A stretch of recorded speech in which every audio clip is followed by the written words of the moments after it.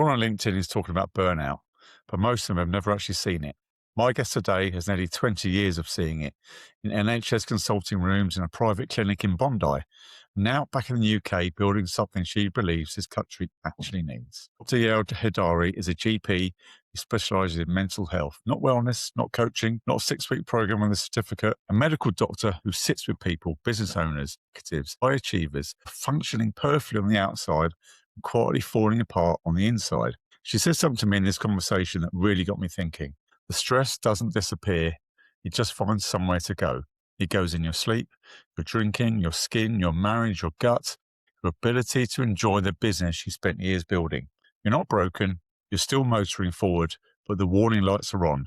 The question she kept asking, and the one I want you to sit with, is how long are you going to keep driving? This is TTWYK. Tell them what you know. If conversations like this are useful to you, click like and subscribe. It helps other people find it too. There's more of this coming. Let's get into it. Hello and welcome to the TTWIK Tell Them What You Know podcast. I'm here with Dr. Yal today. Welcome, Dr. Yal. How are you? Hello, hi, good afternoon, Stefan. Nice to see you. You. Now, very quickly for people who don't know you, a quick 60-second overview of who you are and what you do would be fantastic. So very briefly, I'm a medical doctor.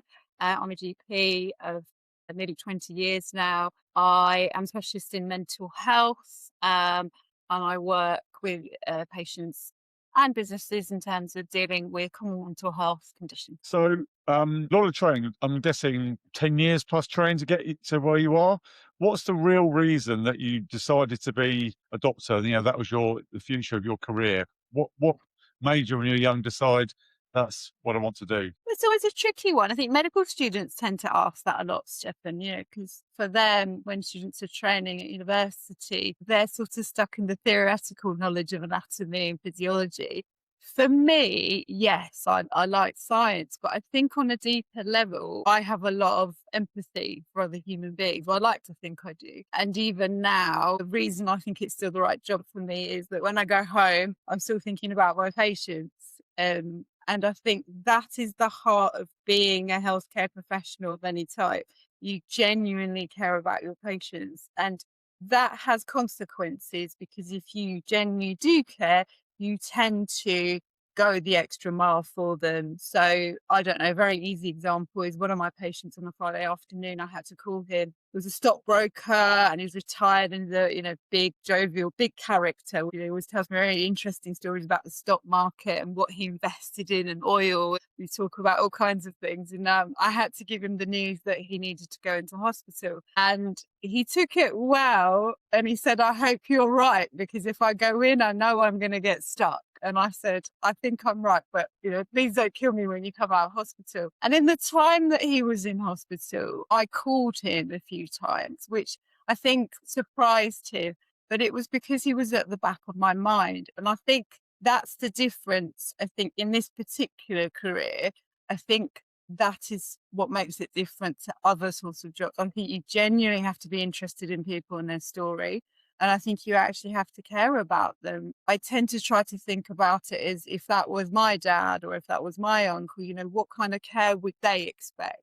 And I think that is still 20 years later, that's still how it goes for me. And I think if that ever kind of goes, that empathy and interest and care for patients, that is the time that I will stop being a doctor. So I think that's really the nutshell of that.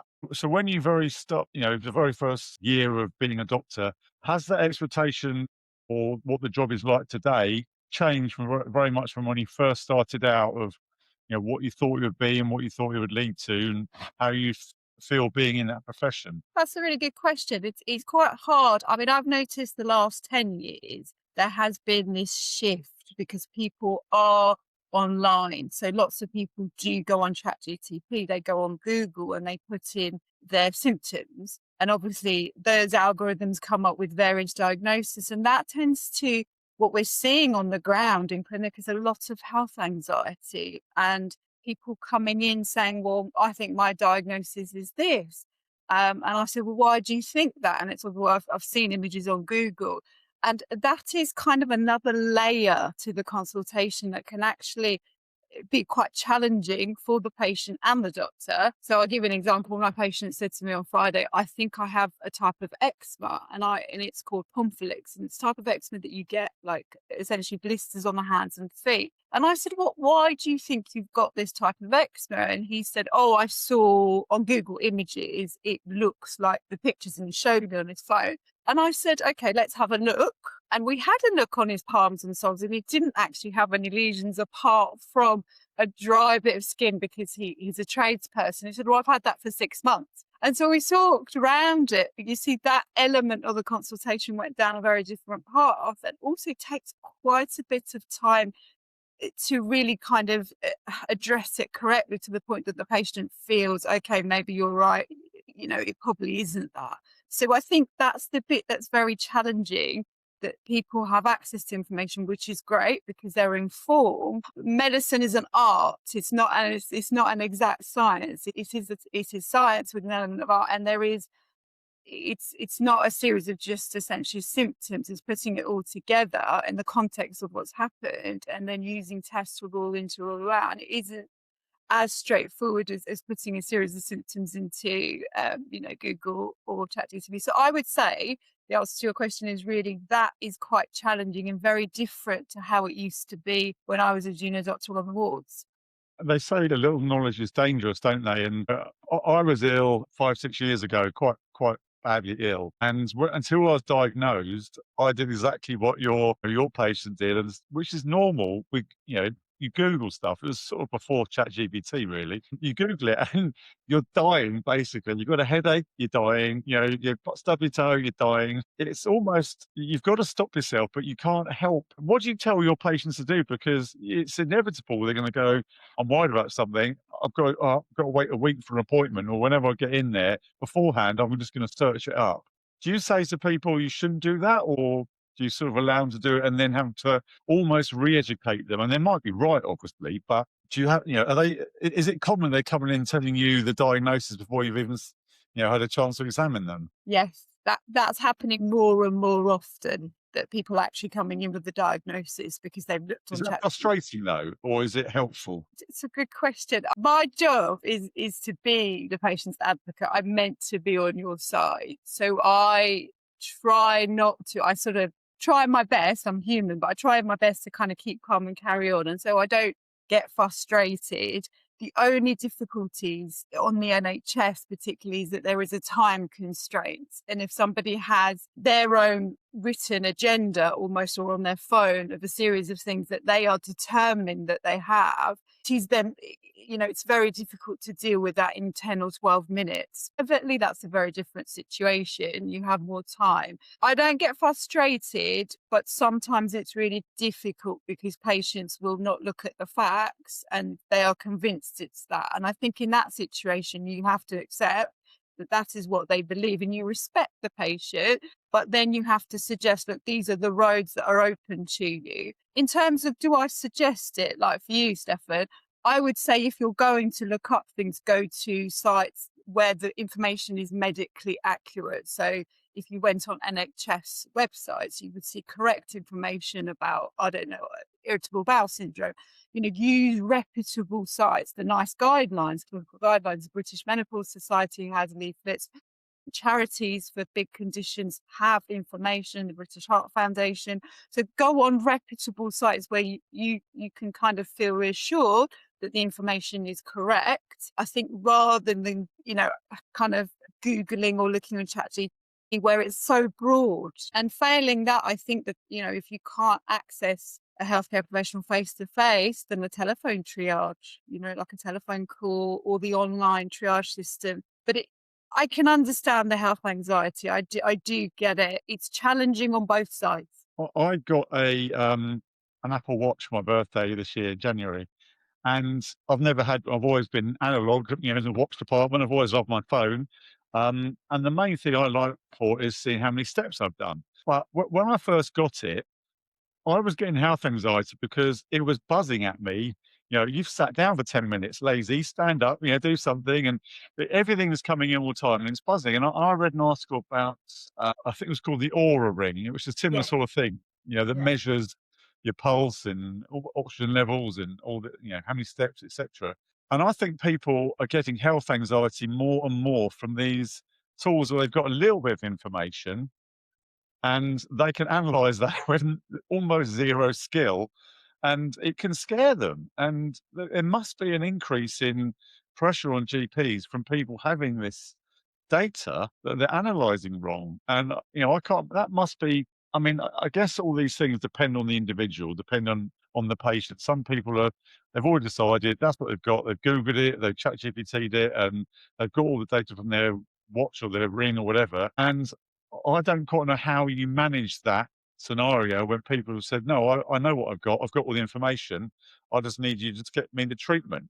How do you calm them down and take them through a proper process? Think the aura ring in the watch that you mentioned, think of it as like pros and cons. The pros are that if a pattern changed for you, Stefan, say your resting heart rate was 70, right? And that's how you go all the time.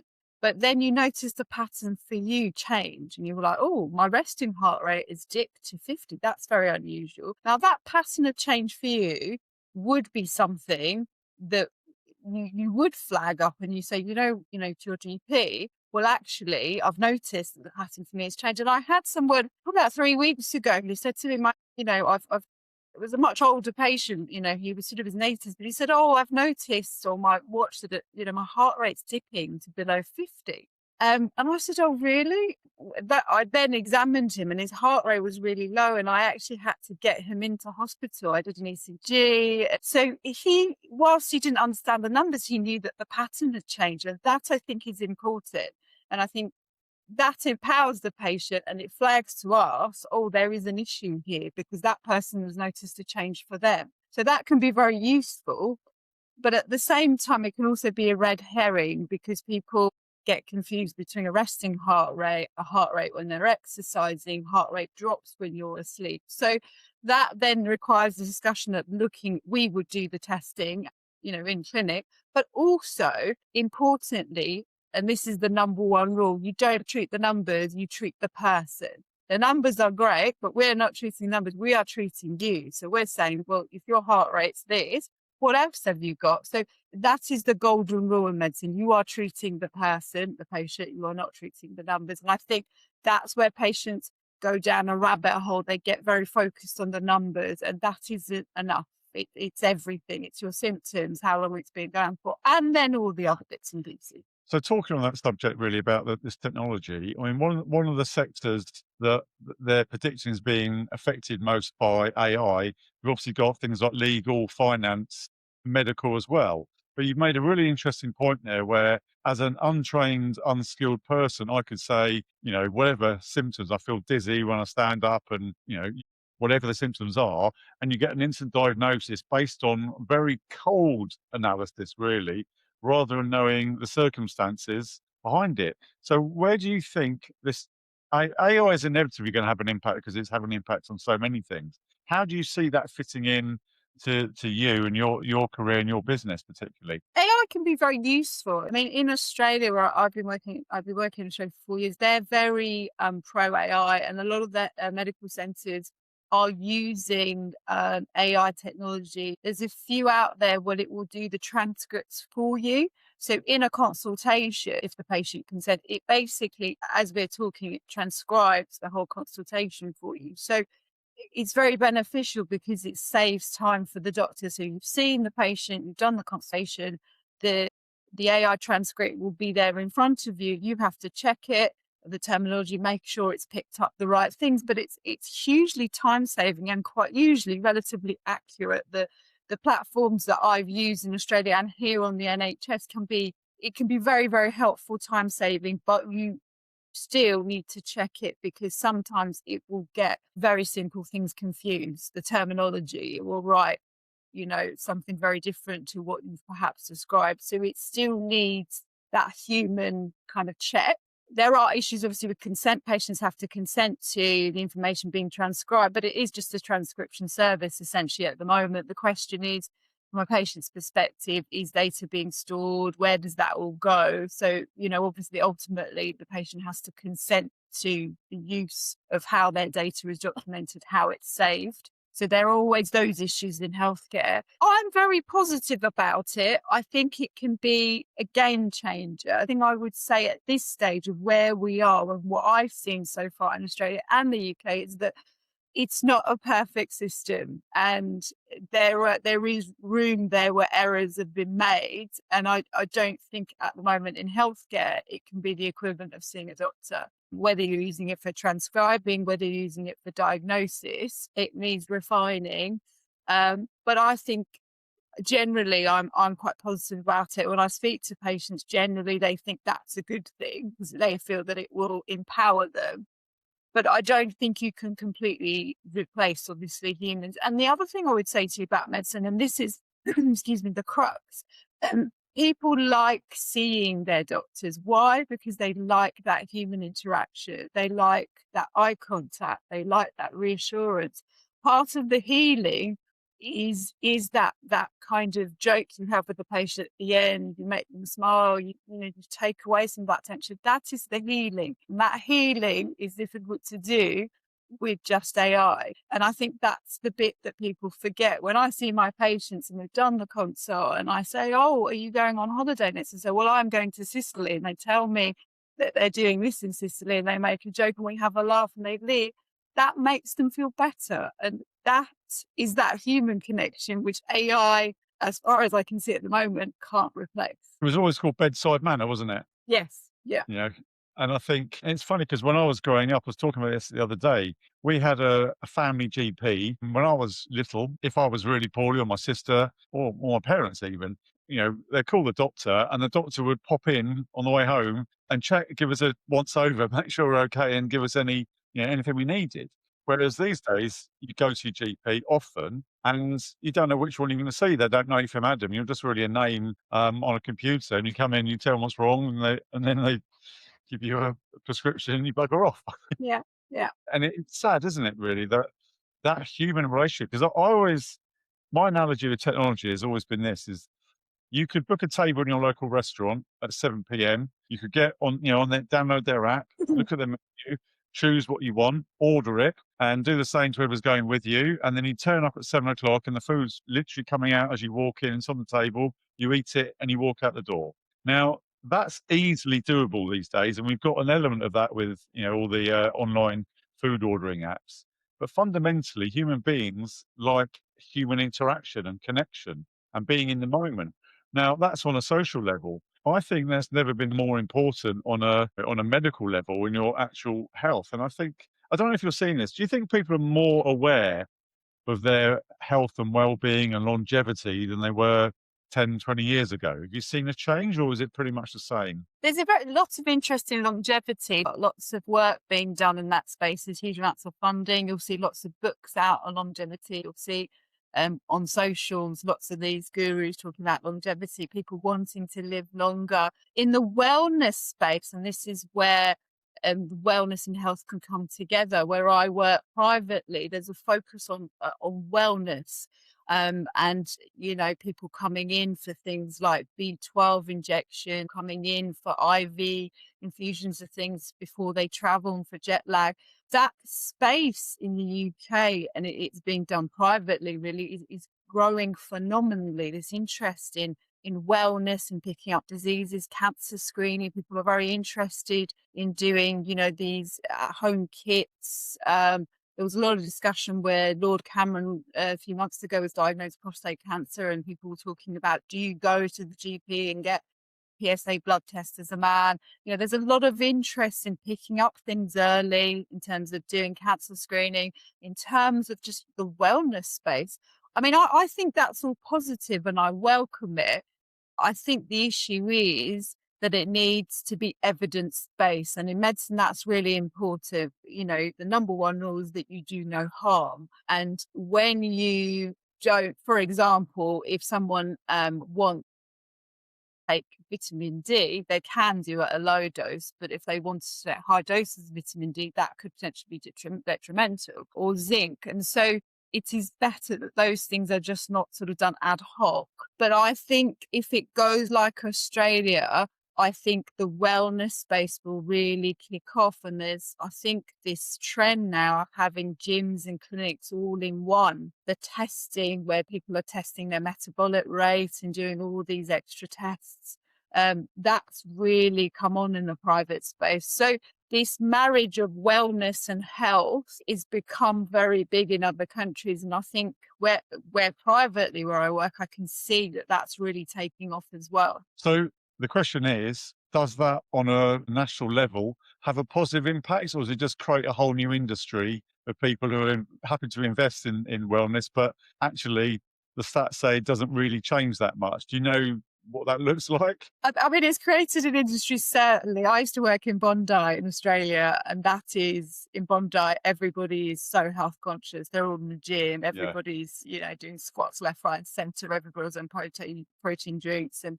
there's these clinics everywhere with this infusion, that is really taking off in certain countries. In the UK, I think we are a bit more conservative. Remember, we've always had the NHS, so the private sort of private health has always been quite a small sector. I think that sector is growing, Stefan, but I think the issue really is, in the long term, is it going to be beneficial or not?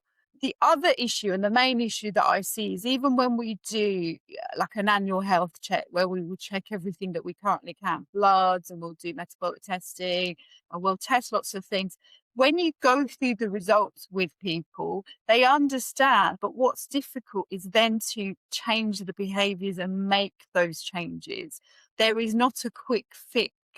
If your cholesterol is high, if your blood pressure is high, if you need to do type 2 zone endurance training, intermittent fasting, it's not a quick fix. And I think that's where the disconnect is. Even when we do all the testing and we can show you all the numbers and say, look, if you do this will improve your metabolic health. Very few people then go from that to actually making the changes, because it requires a lot of hard work and discipline to kind of, change all those things in your life, lifestyle. But the number one answer to your question is, it's very positive. If we can change lifestyle factors, we can reverse type 2 diabetes, we can get your blood pressure down. And when I say lifestyle, what I mean is your alcohol intake, your caffeine intake, if you're a smoker, what you're doing in terms of sleep and exercise. So overall, it's very positive, but you'll find that it's very difficult from having the knowledge to making the change.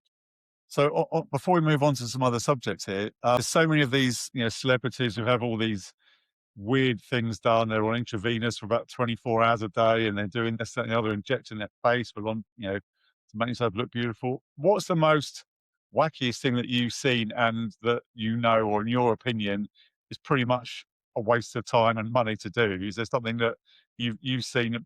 Why are you having that done? Why are you doing that to yourself? The tricky bit is obviously with Botox and fillers. When people have fillers in the face, I think patients are not always aware that fillers can remain in your face for many, many, many years. So if people have it on the cheeks or underneath the eye, it can actually remain there for many, many years, the filler. So I think there's that issue that sometimes people are not aware. Sometimes you'll find that this industry of taking multivitamins, there's no evidence that at the moment, no evidence base that taking multivitamins achieves anything.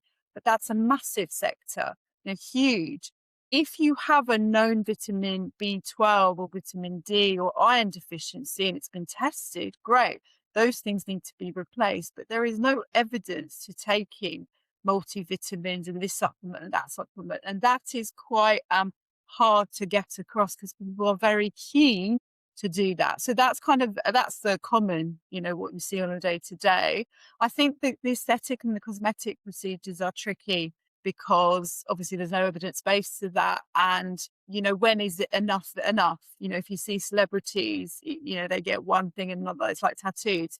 And I think that you always have to be careful of, make sure that your patient doesn't have body dysmorphia.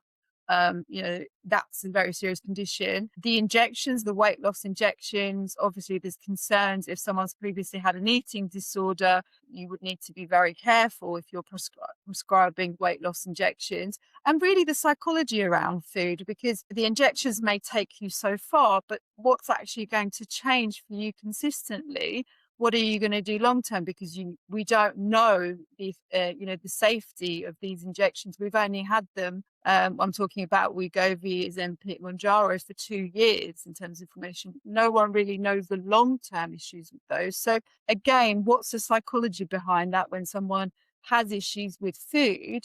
That's the bit that you need to tackle. And so it's very multi-layered and it's quite complex. But I'd say they're probably the main areas that most people kind of have on their radar at the moment. Speaking quite generically, but do you think people are just hungry for a quick fix to everything these days instead of doing the work? Look at the simplistic thing of weight loss. It's a calorie deficit. Move more, eat less, you lose weight. I know that that's a very generalistic approach, but on the whole, that's true. But everyone wants to say, well, I don't want to go running. I don't want to, I like eating burgers, but I'm just going to have an injection or have a tablet or whatever it may be, and I'll lose weight in 5 minutes. And look at all this research is doing. Do you think there's that social media and world of celebrity has an impact where people say, right, I still need to change now. I want my face to change, my body to change, my mind to change, my muscles to grow.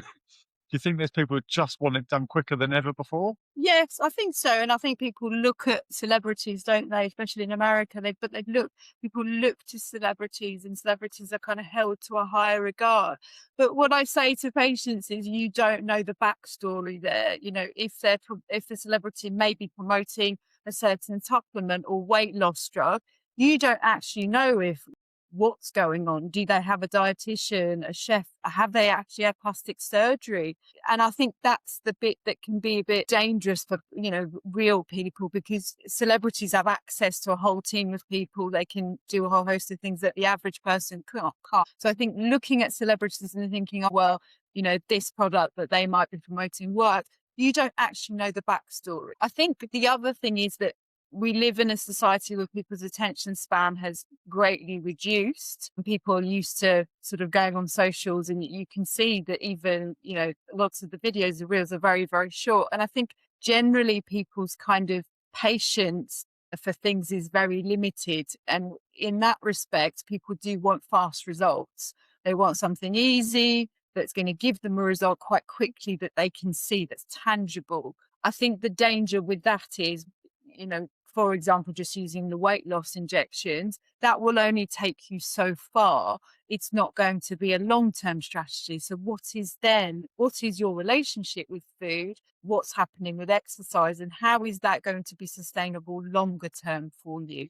And, how are you going to control that food noise, for example? So we live in a culture where everything is fast, fast, fast, but your health is something that's difficult to kind of beat with that rhythm. It's something quite different to other aspects of our life. It's not the same. And I think it requires a bit more patience and a bit more kindness with your body, perhaps. And I think it's like even in business, isn't it? If you've got to play the long game, obviously, if you've got a medical condition, you need treatment. But for general wellness, if you say, I want to be healthy, I want to live for a long time and live my best life, you don't look for quick fixes. You've got to say, well, let's put a plan in place. Do I walk more? Do I eat less rubbish? Do I eat more protein and vegetables? And it's finding that balance. And I think some people, they don't really get that. They just want to, carry on doing all the wrong things, but have everything working properly. As a layman, I see that, and I don't know how you quite cope with that when people say, "I can clearly see why you are in this condition because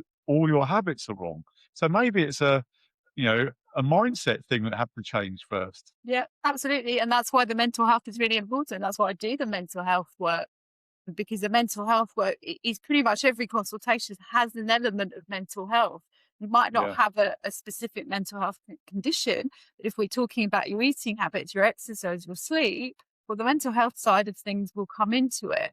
I think some people have the mindset that they come to the doctors, they've seen the doctors, they've ticked it off, that's all they need to do. And actually, that's the beginning of the journey. And that's where I then have to say, these are the things that we need to think about longer term. And this is what we're going to have to do over time. And then that's where, if they need my support, particularly from a mental health perspective, is where over time, we, get down to the deeper issues and figure out what's actually going on. And it's a journey, that I'm on for some of the time. And then when they're ready, they come and stop seeing me. But certainly with my mental health patients, it's a journey that I'm sort of doing with them as a professional. But there is no, I think what you said to me about the long game is pretty true. There are no quick fixes really for most health related conditions. So you could say I'm a bit old school um, in how I am, where it seems to me that everyone has a mental health issue or they're on the spectrum. And particularly when I'm talking about entrepreneurs and business people, the common theme that in this podcast and when I talk to people generally, that the trait that you need as an entrepreneur is resilience because it's never easy. There's bumps in the road. And if you give up the first hurdle, what are you even doing trying in the first place? But do you think that with all this awareness, which is good about mental health, there's also an element where, let's put it bluntly, that people have become soft? That's a good question, Stefan, because I think there is this perception when I listen to the radio. There was a discussion a few weeks ago about people going to the GP and being signed off sick. With mental health, it's really tricky because remember, we want to encourage people to seek help. We don't want to shut down those conversations because potentially someone could be suicidal, but they might just not tell anyone. So there's an element of risk always where you don't really know what's going on, and no one, maybe a colleague or friend or family member has not checked in, or that person chooses not to discuss it. So we want to encourage people to seek help. But there is an element where if someone comes in saying that they've got mental health issues and they wish to be signed off, that's always a very tricky issue. I had a request several weeks ago where someone was not my patient and they wanted to see me to look at mental health and doing a letter for an employer. And in those situations, that person needs to go to whoever is their regular GP, whoever they normally see for their mental health condition. It's very difficult for someone new to come in and kind of write to the employer or sign them off. So that's a very tricky area that, yes, we recognize that people have mental health issues and we need to address those and we need to look at those in consultations. But there is always then this issue of when people are asking to be signed off with stress and burnout, that we actually encourage people, being in work is really good for your mental health. We know that there's evidence to support that, and trying to explain actually, if you do have a period of time off work, how long is that going to be? And if it's just for something relatively straightforward in terms of acute stress reaction or just someone's having insomnia for a short time, that period of work should really be short and we should be encouraging people to go back to work. And I think one of the things that I see very regularly now is people asking to be signed off because of mental health concerns. And that's an area where it is a very individual person by person kind of consultation, but there are definitely more people coming in speaking about it and what do they do in terms of work and should they be signed off. We're seeing more of that on the ground. So a lot of the audience of this podcast are business owners, founders, senior executives. And when you're a business owner, there's no one to go to say, apart from the doctor, obviously, but in your business, you can't go to HR and go, can you sign me off, please? Because the business is probably fairly reliant on you. So I go back to resilience, me being old school is that even when I've had ups and downs, good times, bad times in my life, I've always tried to just keep on going. But maybe I'm lucky that I had the ability to do that. But most other people as well, there is a danger with that where it becomes you get deeper and deeper into a mental health situation. For business owners, entrepreneurs, people who are going through stressful working lives, running a business, how do you recognize when actually I ought to speak to someone about this rather than just trying to say, right, well, I just got to keep on running my business and being resilient and determined and old school about, stiff upper lip. Is there a moment where you say, right, this is a sign, or is it different for every person? I think one of the things just to say is that there are higher rates of suicides among men, particularly older men in this country. And it is a serious issue that still the presentation for men to talk about mental health is less. And we need to, I think the princes came out and talked about mental health. And I think those people who I held in high regard, who come into the public space, particularly men, high profile men who talk about the mental health, that's really helpful. I think that's what we should be encouraging. But in terms of how do you know? Well, I think typically the first thing probably that goes is your sleep. Most people start to struggle with sleep. And people will sometimes be irritable, and their partners may pick up on the fact that they might be snappy or irritable or angry towards them or other members of the family. Erratic behavior, the person starts sort of behaving erratic. Sometimes if you're someone who drinks, the pattern of your drinking changes, that you're finding that you're drinking or smoking more. So that's self-medicating, or in some people's cases using recreational drugs to try and control those feelings and mood. And that's called self-medicating. And that in itself is a sign. Excessive spending sometimes, erratic behavior. It's a whole host of things. People around you in work and home may sort of gently try to broach it with you, or may say, look, I've noticed that you seem irritable or angry or snappy. And it's really, if you're hearing those kind of messages, if your pattern of drinking has changed, if your sleep is really poor, if you're finding that you're waking up at night overwhelmed and you've got racing thoughts, and you wake up in the morning and you feel very anxious, or that you just feel very sad, that is a sign. That's your body's way of saying, you know what, something is not right. Imagine it like the dashboard of your car. That's a light coming on. And the signs are there. The problem is that we are sometimes not in tune with our bodies, or we notice these changes in our bodies and mind, but we ignore it and we carry on and we carry on. And it's like, if all the lights are going on the dashboard of your car, how long do you ignore it? You know, how long do you keep going? And you think, well, actually, you know, I really need to change that oil. I really need to change those tires. You know, I need to stop. And that's exactly the same with your body. The signs and symptoms are there.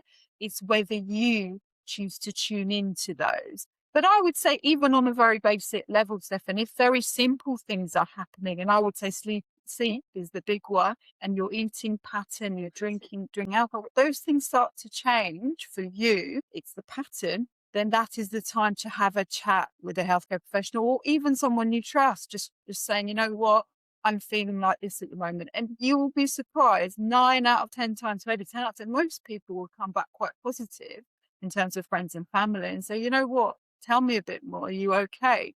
And I think that's the bit that people find hard. They feel that they can't talk about it, and they kind of just carry on and carry on and carry on. It's funny because I think in all my life, I don't think I've ever had any of my mates phone me up and say, I'm struggling a bit. And that's sad because we all do. We all do it. And I've never phoned anyone up. And I saw a comedian called Simon Brodkin, if you know who he is. He's a bit of a controversial comedian. And he said, I'm so, you know, put on such a brave face. My suicide note will probably say, fine, thanks, you. And it's like, that kind of sums it up. You know, you just, That's a very British humour, isn't it? That's how we go in the UK, isn't it? It's the name everything's fine.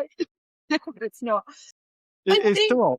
It's true, isn't it's it? That's how not. most people are. Yeah, but I think that's why I do what I do, because if I look 20 years down the line and you said to me, yeah, what would you be happy with when you're much older and maybe not working? I say, you know what, Stefan, I'd be really happy if in the workspace at home people were talking about mental health. People were just very simply saying, are you all right? You know, if it just became a bit more normalized to talk about these things on a very simple level. And for us, really, in the United Kingdom, to try and treat mental illness as we treat physical illness. So if you have asthma, you know, and you came out of hospital, I'm sure your colleagues and friends and family would say, you know, how are you? You know, I know you've got asthma, how's your breathing? Have you got inhalers? On some level, people will check in with you. And it is the same with mental health. There is really no difference. I think it's just understanding that this, you know, moving the stigma away. And you don't need to have a deeper meaning station with every single person that you work with, but you can check in, you know, on a Friday night if something doesn't seem right, or they look a bit sad or anxious. You say, you know what, are you okay? You know, if you ever want to have a coffee, I'm here. And that might be the beginning of someone feeling like, okay, maybe I can at some point talk to this person. It's that Yep. simple. Yep. Okay, so let's just move on to you and your business. And how did the decision happen from being in the NHS to going privately? How did that was that a quick process, or has it been underlying for some years? Always thought that's what I'd like to do. It's a really good question. I've been working in Australia. I've been in Bondi, in Sydney the last 4 years. And in Australia, there is a lot of focus on wellness and longevity. They're quite, I would say, ahead of the curve, really, in that respect, in that space. There was, kind of happened organically. I moved to Australia. I was working there, and they run a part system in Australia where their government, the Australian government, has a system called Medicare, which if you see a GP, the consultations part of it will be covered by Medicare, and the rest you might have to top up. I think the Republic of Ireland have started introducing like a nominal fee, but it really happened organically. I was working in Sydney and I started to have, as I do in general practice, mental health patients. And then I noticed people, whole streets, like neighbours, 5 or 6 people from the same street would come and see me. And I'd say, how do you know? And they were like, oh, we're on a WhatsApp group, and one of our neighbours came to see you about their mental health. And it kind of just grew really from a couple of patients to many, many patients, and then people coming an hour from outside of Sydney to come in and see me. So it kind of happened naturally. And then I started working with the University of New South Wales. So I had a lot of students, and in the student population, that younger cohort of in their 20s, they talk about mental health. They're much more aware, and they talk about that generation talk about mental health. So then there's a whole student population that would come to see me. So it grew to the point that, my private clinics were completely booked. And I think that's because mental health is not done well in general practice. I think the training is still, and the funding is not there. We know that community mental health services, the funding is still not where it needs to be. The community services are not where they need to be. So it kind of grew organic, but there is really at the bottom of this a need. And when I came back to the UK in July just gone, I realised that actually I think this is the way it's going to go here too in the United Kingdom. I think we will follow, Australia in terms of what happens with mental health. And time again in general practice, I've seen where mental health is just not being addressed because it's so time poor, because it's something that some GPs will shy away from. A lot of doctors don't have training in mental health, but the need is there. It's just not being met as well as it could be. And I think that's the thing that kind of keeps me going, because I can see the need and it's unmet. And it's sad for the individuals involved. So do you think, I mean, obviously in the UK, the NHS is almost like a religion, and any politician that mentions change is, all of a sudden an absolute pariah, and it's a real difficult one because everyone's scared to do anything about it. So do you see your business evolving, very much as a partner to the NHS, like the Australian model, or do you still think in your heart of hearts, really, you either become a private clinic and grow like that, because there's lots of private GPs around that are doing fantastic, because you can get an appointment with people and it's more than 5 minutes. You can actually go deeper and find out the root causes. Whereas when you book it with NHS GP, it's in 6 months time. You're probably better anyway by then if it's something minor. You don't know who you're going to see. And I always say that. So what's the point of me coming in 3 months time? It's going to be gone, or I'll be dead. You're my ideal patient, Stefan. Yeah, exactly. See you in 6 months. But when I phone my GP for an appointment, I often joke, I try and make them laugh, because I always think a bit of rapport might be a good way of going, actually, we've got a cancellation, we'll sit you in on Monday and get you in. Otherwise, that's crazy. But the question is, it's, whether you see a partnership with NHS, or you can just see it moving more and further away, and people who can afford it will go down the private route more and more. I mean, we need to have a conversation about mental health. And I think one of the things we need to say is we need to, it's great that we have specialist mental health nurses that go into some practices and do some of that work with longer consults, but we need to have GP-led mental health clinics in-house. We need to have dedicated clinics that are not 10 minutes each, because a mental health consultation is not going to fit in 10 minutes. As the government is making a priority of menopause care, they recently announced that menopause care was, ways of saying this is one of these top priorities. Well, we need to do the same for mental health. We need to have in-house in your GP, whether it's remote or face-to-face, GP-led and specialist nurse clinics for mental health, where you have 30 minutes or however long is determined, and that expertise is there and you're given the time and space. Obviously, things that are much more complex that need a psychiatrist, that's a different issue. But, I'm talking about depression, anxiety, even around the menopause and perimenopause for women, there's a lot of mental health considerations when the woman's going through the perimenopause. And the mental health aspect of that is usually not dealt with. It's a discussion about HRT and risks.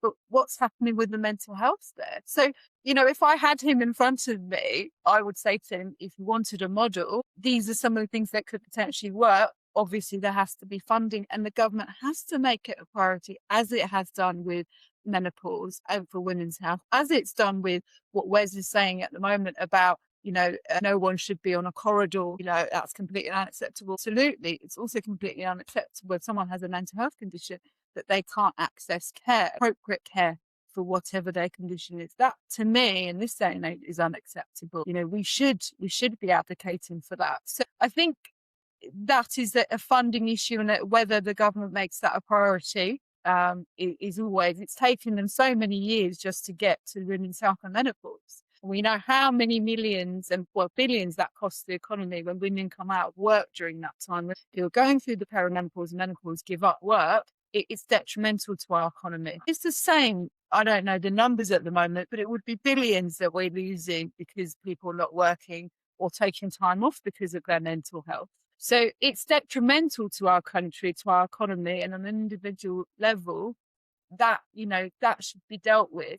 In terms of what do I currently think, and I'm a realist, Stefan, I think at the moment the private space is really where, if you wanted that time and that expertise, that's going to be where someone makes their mental health priority is going to come. And obviously employers, lots of people come through employer assisted programs. I've had patients referred to me through intermediaries who've come from the employers referred them. But again, the quality of the consultations is tricky, because I have many patients saying to me, well, I was told by work to go on this app. I actually want to speak to someone. I want to speak to a doctor. So giving employees an app sometimes is sufficient. They actually need to speak to a therapist, or speak to a doctor, or speak to a psychiatrist. So it's the quality of what mental health is actually being provided as well. But the answer to your question is, I think at the moment, I can see that the private space is probably where it's going to grow.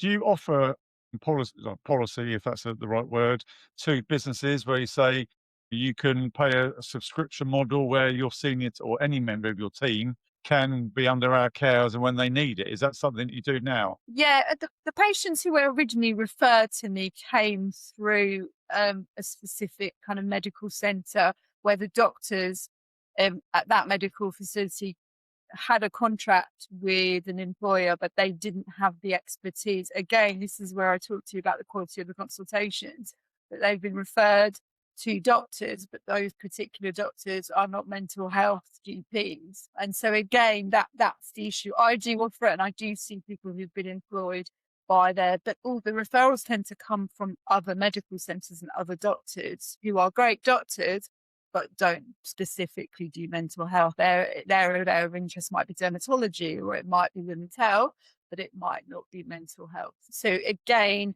that seems to be lacking across the board from a GP perspective, and it's much needed, businesses and individuals. You posted before that high achievers are high risk. Now, is there a sort of a moment in your practice when that became sort of hard to ignore, when you realise there is an ongoing issue here? Where do you want me to go with that? Where do you want me to elaborate? Because there's quite a few examples.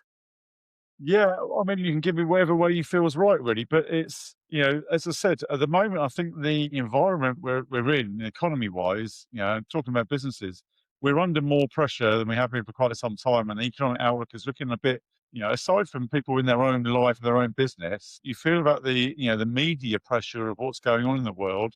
There's a lot of negativity out there. And I think realistically, economically, we're not looking too shiny at the moment. And that puts business owners and entrepreneurs and senior people under more pressure. And that has to have an impact on them and on their mental health. I think that's right, but I think it's kind of, as you said at the beginning, I feel like it's like invisibly absorbed, but it will, you'll see the elements of that. Do you feel very overwhelmed? If you sort of talk to a lot of people come to my clinic, people are using buzzwords like feeling overwhelmed, and they're obviously seeing it on socials, but they feel overwhelmed. People feel the cost of living is really, really high, and people's bills aren't going down, their commitments aren't going down, private school fees continue to rise, that VAT has gone, right, irrespective of VAT. A lot of people are struggling, they weren't before, paying their school fees for their children, their mortgages. I think people do feel overwhelmed, and I think it's sometimes coming out in physical distress. They're becoming recurrently unwell with minor infections. You'll keep seeing people perhaps when they're stressed don't eat well. They eat things, when people are stressed, sometimes they overeat or undereat. Again, we'll talk about drinking. People start sometimes drinking much more and drinking alone when they feel stressed because they need an outlet. So the outlets you don't always see. It's almost like invisible because you don't know what that person's doing at home. But that stress has to go somewhere. There has to be outlets for it. The question is, what is your outlet? What is your vice? And business owners typically are high achievers, but sometimes we all can have maladapting coping strategies, where our strategy for coping for stress is actually not, in the long run, to good well-being, whether that's drinking, whether that's eating, whether that's exercise excessively or under, whether it's sleep. It does come out. The question is where, and where does that stress eventually? And the sad thing is sometimes it can lead to chronic illnesses, certain inflammatory disorders, irritable bowel syndrome, IBS is very linked to stress, the connection between bowel and mind. So when people are stressed, their IBS bowel symptoms are hugely kind of exaggerated and much, much worse. So we know that interface between mind and body definitely exists. And we know that stress makes a lot of conditions, even skin conditions, for example, psoriasis can sometimes be much worse when you're stressed. So you will see it play out. The question is in what format for that individual. So you're seeing patients day in, day out with mental health issues, obviously, and dealing with those people. Is there an impact on you? And if so, how do you deal with that? That's always a really hard one to answer because it's like the crux of being a doctor, isn't it? I find sometimes, I found this in Australia, I had a lot of young patients from the university. Sometimes I would find that really difficult. I had patients who were from Asia because obviously Australia is geographically closer to places like China and Korea. I had a lot of young students who were overseas students to Australia who are from China and Asian countries, who mental illness is not really recognized in a lot of those cultures. They don't talk about it, they don't recognize it. And a lot of these young people would come to me and explain things that had happened to them when they were very young, since they were very small, that basically had been ignored within the family, within society, because it's completely unacceptable in those societies to have that mental illness. It's not even recognized. And there were times I had a young patient who was from a very small province in China who used to hit his head since he was very young, very intelligent young man, but would pull his hair, would bang his head. And it had been going on for years and years, and he'd never really talked to anyone about it because he was so ashamed. And those consultations with younger people, they always kind of, my heart always sinks, and I'm really happy to work with them.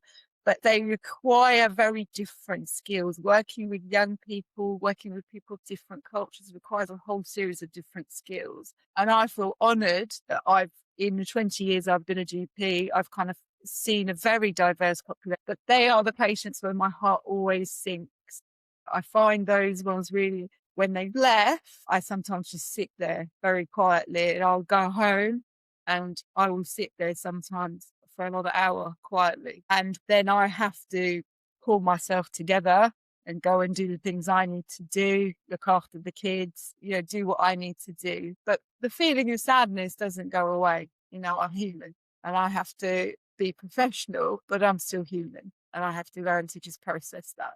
Now, the word burnout is on LinkedIn quite a lot. What does that look like in reality when it's easy to say, oh, you might be tired? Are you actually burnt out? Clinically, what is burnout? It could be a whole series of different things, Stefan, burnout, but typically it's more than just kind of stress. People's behavior becomes erratic, their sleep is affected, they're waking up with feeling overwhelmed and racing thoughts. They can sometimes on one level have elements of anxiety, with their hearts racing, they're very sweaty, they feel apprehensive going into a meeting or having a conversation with a colleague. More than just, I feel stress, it's kind of the next layer. And it's a whole series of things that happens, which is usually chronic. It's a series of things that maybe been going on for weeks to months rather than, like an acute situation or I'm just a bit stressed. It's more of a chronic whole series of things that come that lead to burnout. But the behavior's the big one, the sleep's the big one, you know, the drinking, the pattern of how you drink alcohol, smoking, all of those things usually signal something that's quite bad. And really irritability that's just not going away. People are very irritable and sometimes angry. Can't blame that just getting a bit old. No, you can't. You can't blame that on being a grumpy old man, though, as the saying goes. Not that you're a grumpy old man. You are not grumpy or old. Is that not a medical diagnosis? Am I just a bit of a grumpy old man? No, not in your case, no.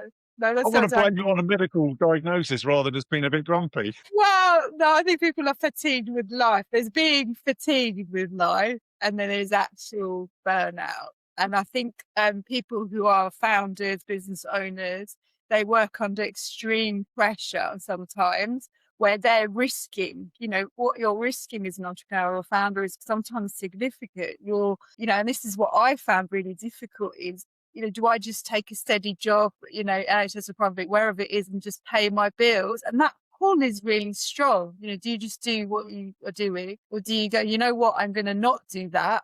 The pull is really strong and it's pulling you towards that. And you're like, no, I'm going to close that door and I'm actually going to do what I really love, but it comes with a huge element of risk and you're not comfortable, in fact, very uncomfortable, and you're putting lots of things on the line to make that happen as a founder. Yeah, it's been absolutely brilliant talking to you. I always finish off with 4 questions. So I'm going to read the first round to you now. So what's the one thing you know now that you tell everyone who's serious about building something? Be prepared to take risks and be prepared to feel uncomfortable. You will feel uncomfortable as a founder. Absolutely agree with that. What's the one thing that nearly broke you and what saved you? I think the early days, what broke me was that I had patience, but I wasn't set up. I hadn't done everything I needed to get going. And I thought, you know what, why am I doing all this? This is such hard work setting up this business. Why don't I just see people and do what I'm already doing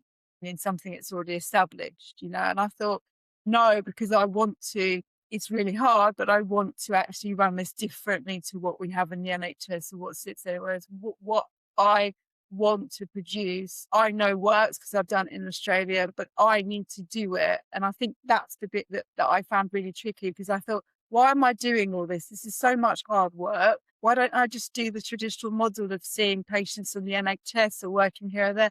But that model is not working, I don't think. And so I had to just suck it up and just go, you know what? I'm doing this for a reason. But as I said to you, the pull is really, really strong to keep doing what you're already doing because that's not so bad. Yeah, excellent. If the version of you that started out could see where you've ended up, what would surprise them most and what would disappoint them? It would surprise me. You have to be like an octopus. You have to have all these different hands, arms doing lots of different things. And you have to have a huge amount of skill as a founder, different skills that you have to learn and that you have to teach yourself. How to do socials, how to do ad campaigns, how to do, the legals, how to regulatory requirements, the finances. You have to be able to manage all of those things yourself and you have to upskill. And, most people have to basically teach themselves those skills or go and learn those skills because you're not going to have all of those skills. No one does.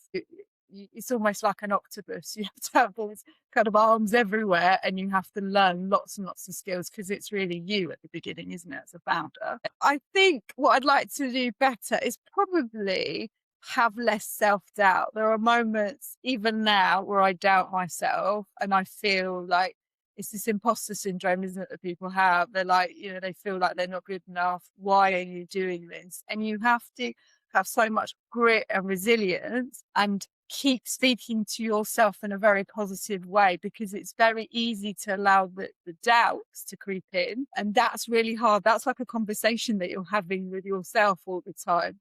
To keep going, you're going to get there. And that's really hard to overcome, the doubts. And I think every founder has doubts quite regularly. I mean, I heard Victoria Beckham with her brand years down the line, she still doubts her makeup line, her fashion line, and she's been doing it for years and years. And that tells you, as a founder who is successful, she still has doubts. And I think we all do. I think most founders, if they were honest, would say, yes, we have doubts about X, Y, and Z.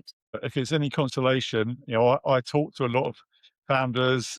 Some have made millions, built amazing businesses, and they're still full of doubt and insecurities and fears and sleepless nights. And even as my role as a ghostwriter, I've spoken to loads of people before who you look at on the outside and think super confident, super successful. Of course, they've had things go wrong, but sometimes they've said to me, when I sit down and try and write about it, I feel really self-conscious and a bit cringy, and I sort of delete it and then do something else. And that's why I love this format of coming on a podcast and making it informal and just chatting. People open up, and I think that's what's missing on social media, specifically LinkedIn as well, is that those real stories. So thank you so much for sharing some of your story today. Yeah, it's been fantastic talking to you. I'll share all your links and stuff in the bio and on the description of this video. But yeah, thank you so much for your time today. Thank you very much for having me. It's been a pleasure, Steph, and thank you so much. Excellent. We'll talk soon. Bye, Yal.